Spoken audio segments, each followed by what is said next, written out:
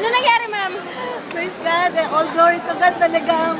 Malalim talaga, mataas yung pangarap niya. And I give thanks to God kasi righteousness and truth are God's foundation and we want Him to be the instrument. Ano of pangalan us. po ng anak niyo? James Russell Ligan. Nantay ko na lang yung sa girlfriend niya. Nasa U. Thank you, ma'am. God bless. From what school, sir? Nangapuso rin? Yung anak ko. Oo. Ano feeling, sir? Masaya, masaya. Thank you po. Masaya. Thank you po.